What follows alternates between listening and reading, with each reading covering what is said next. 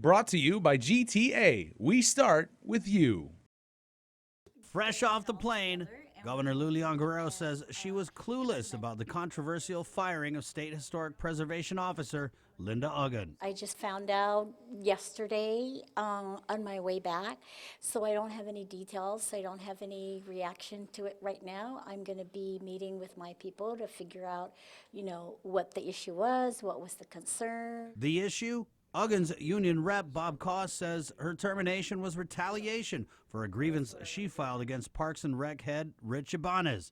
Dr. Ron McNinch of UOG's Public Administration School sent a letter to the media calling out Ibanez for being a poor manager who doesn't understand GovGuam personnel rules and regs. What really bothers me is she had a grievance, and this agency head disciplined her for filing the grievance. It's obvious in this case from everything reported there was no progressive discipline. Despite calls from senators and activists to reinstate Aguon as SHPO, the governor is moving full steam ahead with plans to permanently replace Aguon, saying she's aware Ibanez may not be qualified to sit as acting SHPO. I'm thinking about putting someone else as acting and then calling out for resumes for it. Meanwhile, Senator Sabina Perez, who was elected senator after serving in the ranks of build-up-related activist group Pertehi Latexan, says Aguon's firing has left the island vulnerable. It was a shock to me.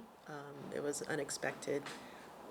And I think that the termination is questionable considering the lack of due process. Senator Kelly Marsh Titano, who also rose to senator from the ranks of Pertehi Latexan, had a totally different take. The senator saying she doesn't have any issues with Aguon's firing or Ibanez replacing her as SHPO. I want to let the process run through its course without trying to or having some weight one way or the other. Meanwhile, independent Guahan's Victoria Leon Guerrero says Aguon's firing couldn't come at a worse time. This really isn't the time to take somebody who's been so involved in the process out of the picture when we really need someone who's vocal. We've been calling and messaging Ibanez for 2 days and still no response, while Senator Perez shares her concerns about him serving as acting SHPO. He's coming late into the game and doesn't have that historical knowledge that's necessary to oversee these projects. Senator Perez is again calling on the governor to push for a halt to the construction of the firing range, given the discovery of what the military itself calls significant new ancient sites with Laddie period artifacts. Perez says Adaloop's silence on this issue is deafening. Now is the time. If we want to protect these sites, now is the time to make a strong statement to protect it. And we're not hearing that right now.